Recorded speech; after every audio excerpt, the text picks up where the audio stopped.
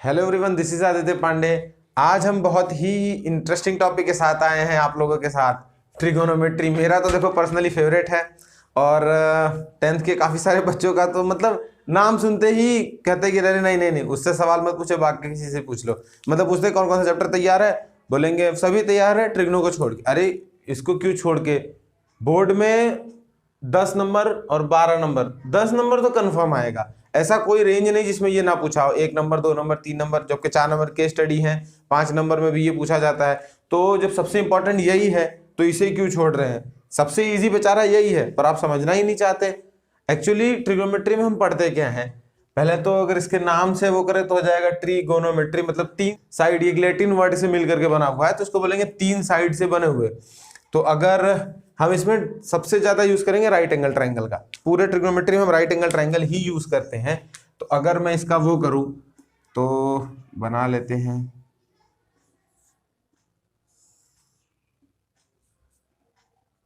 ठीक है, एक ट्राइंगल, इसका नाम दे दो ए बी सी, और ये है राइट एंगल मतलब 90 डिग्री। तो अगर ये एक ट्राइंगल है, ठीक, तो कुछ मैं पहले बेसिक बता देता हूँ ट्राइंगल के बारे में, ताकि आपको ट्रिग्नो स्टार्ट करेंगे पहले थोड़ा ट्राइंगल को समझ लेते हैं। ट्राइंगल में देखो, अगर मैं कोई एक एंगल प्राइमरी मान लूँ, जिस एंगल की आप बात करेंगे, इस एंगल की मान लो ये एंगल आपने लिया, ठीक है। तो एंगल के सामने वाली साइड जिस पे ये एंगल जाएगा, मतलब ये सामने वाली साइड ए बी, ये वाली जो साइड होगी, इसे बोलेंगे परपेंडिकुलर। एंगल इसको माना तो इसके जो सामने वाली साइड है इसको बोलेंगे परपेंडिकुलर। इसके जो एडजेसेंट साइड है, मतलब जिन दोनों से एंगल बना हुआ है, ये वाली जो साइड है, ये वाली, इसे बोलेंगे बेस। और जो ट्राइंगल की सबसे बड़ी वाली साइड है AC, इसे बोलेंगे हाइपोटेनस या हाइपोटेनियस। तो जिस पे एंगल जाकर के गिरेगा, या जिस एंगल के सामने वाली साइड जो है AB जो है, वो एंगल C के सामने वाली साइड है तो उसे बोलेंगे परपेंडिकुलर। जो उसके साथ में एडजेसेंट साइड है उसे बोलेंगे बेस, और जो सबसे बड़ी साइड उसे बोलेंगे हाइपोटेनियस। तो ये जनरल टर्म है, समझ गए। अब ट्रिग्नो में बात करते हैं। पहली एक्सरसाइज इसी से रिलेटेड है, काफी इजी एक्सरसाइज भी है, और देखते हैं, जिसके लिए काफी सारी ट्रिक्स भी बनी है, उनको याद करने के लिए सब लोग अलग अलग यूज कराते हैं। तो ट्रिक्स बता देते हैं, पहले आपको बोलते हैं पंडित बद्री प्रसाद हर हर बोल सोना चांदी तोल। तो लिख देते हैं इसको पहले, पंडित बद्री प्रसाद हर हर बोल सोना चांदी तोल। अब इसका मतलब बता देते हैं ये भी। देखो, P मतलब परपेंडिकुलर, H मतलब हाइपोटेनियस, B मतलब बेस, H मतलब hypotenuse, P perpendicular, B base. चलो अगर मैं इसकी बात करूं, ठीक है, देखो S मतलब sine theta, sine theta is equal to P upon H। C मतलब कॉस थीटा, हम बीच वाले की बात करते हैं, C मतलब कॉस थीटा मतलब B अपॉन H, और T मतलब टेन थीटा मतलब P अपॉन B। मतलब परपेंडिकुलर और हाइपोटेनस का अगर रेशियो करोगे आप तो आपको मिलेगा साइन थीटा, बेस और हाइपोटेनस का रेशियो करोगे तो आपको मिलेगा कॉस थीटा, परपेंडिकुलर और बेस का रेशियो करोगे तो आपको मिलेगा टेन थीटा। तो इसको याद करने का क्या तरीका था? पंडित बद्री प्रसाद हर हर बोल सोना चांदी तोल, और एक था प्यासा भूखा पाकिस्तान हरा हरा भारत। ये दोनों है, जैसे आपको याद करते मैंने, सबसे इजी और सबसे ज्यादा इंपॉर्टेंट है। तो आपको ये याद करना बहुत ही जरूरी है कि sign theta P/H, cos theta B/H और टेन थीटा P/B। इसके कुछ उल्टे भी होते हैं, इनवर्स इनको बोला जाता है, कि साइन का उल्टा, कॉस का उल्टा और टेन का उल्टा। तो साइन का उल्टा होता है कोसेक, कोसेक थीटा, B/H है तो H/P, मतलब हाइपोटेनस और परपेंडिकुलर का रेशियो करेंगे तो हमें कोसेक थीटा मिलेगा। कॉस का उल्टा सेक, सेक थीटा, B/H है कॉस तो सेक हो जाएगा आपका H/B।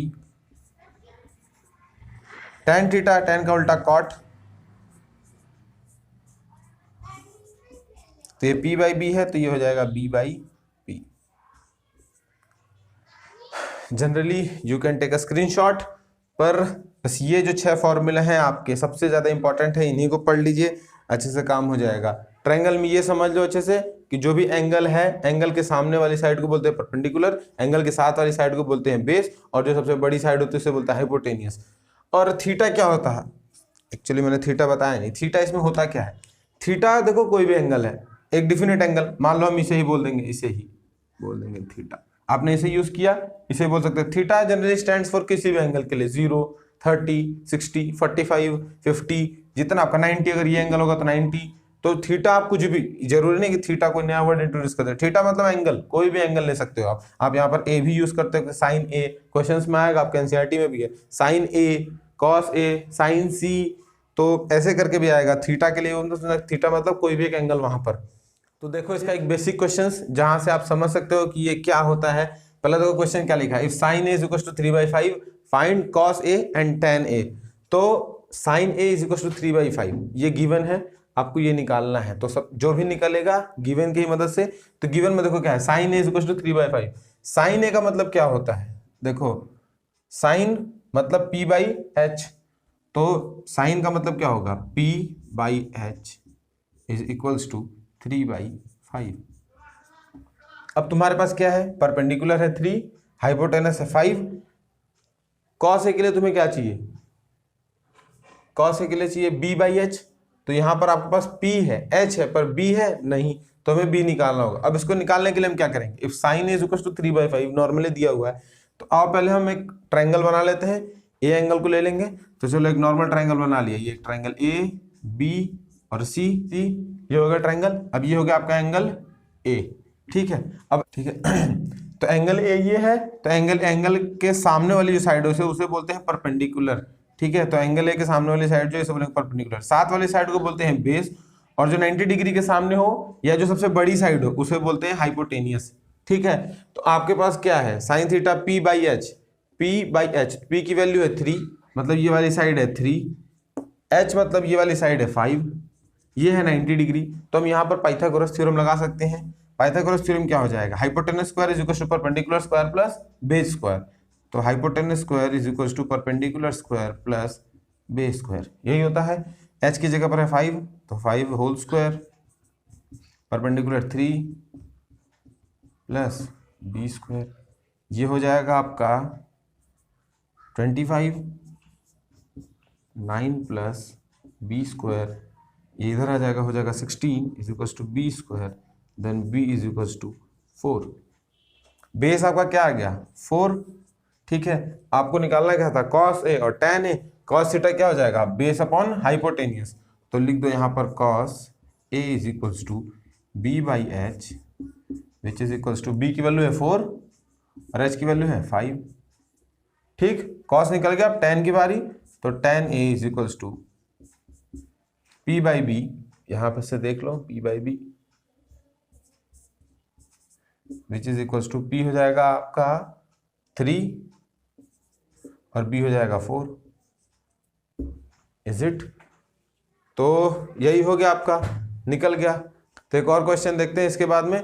इसमें एक और बात जान लीजिए कि अगर जहां पर भी 3/3 का रिलेशन है, तो 3-4-5 का एक रिलेशन होता है कि अगर 3-5 है तो जो बेस होगा वो 4 होगा, अगर मान लो 4/5 है तो 3 होगा। मतलब अगर इन दोनों में से 3-4 के साथ में अगर रहेगा 3-4-5 में, तो अगर यहाँ 3 है तो अगला वाला 4 होगा, 4 दिया रहता तो 3 होता, तो इनके साथ में होता है, ठीक है। ऐसे कई सारे होते हैं, जैसे 12, 13 और 5 का। आप करते रहोगे, प्रैक्टिस करोगे तो ऑटोमेटिक आपको समझ में आ जाएगा किसका किसके साथ रिलेशन होता है, जल्दी जल्दी आने लगेगा। तो आइए अगला सवाल देखते हैं।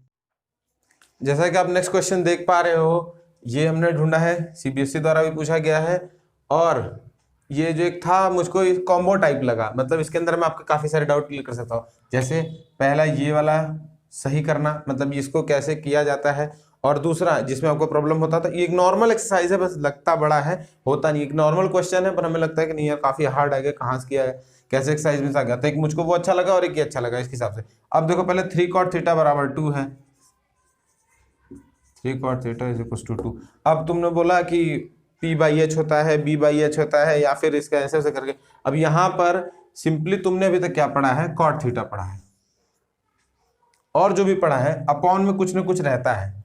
तो यहाँ पर तो 3 cot theta is equal to 2 दे दिया, तो यार इसमें घबराने वाली कौन सी बात आ गई। 3 cot theta is equal to 2 है, तो इस ये इधर मल्टीप्लाई में, तो इसको इधर डिवाइड कर दो, तो cot theta is equal to 2/3। जितने भी ऑफलाइन पढ़ते हैं सबका यही रहता है कि अरे सर अब ये आ गया, अब इसको आगे सॉल्व कैसे करेंगे। वो लोग यही कर ही नहीं पाते थे, मोस्टली डाउटेड पार्ट यही था आप लोगों का। चलो तो cot थीटा 2/3 हो गया। अब cot इसमें है tan का उल्टा होता है cot थीटा, तो cot थीटा यहाँ tan p/b, तो इसका उल्टा b/p, तो हो गया b/p इज इक्वल टू 2/3। अब आपके पास बेस है, परपेंडिकुलर है, तो क्या नहीं हाइपोटेनियस, तो h square is equal to p square plus b square. p है आपका 3, b है 2, तो हो जाएगा 3 × 9 plus 4 h is equal to √13। h आ गया आपका √13। अब सिंपली p b और h मिल गया, साइन और कॉस निकाल लेते हैं यहीं से, सीधे उसमें लाके पुट कर देंगे, डायरेक्ट आंसर आ जाएगा।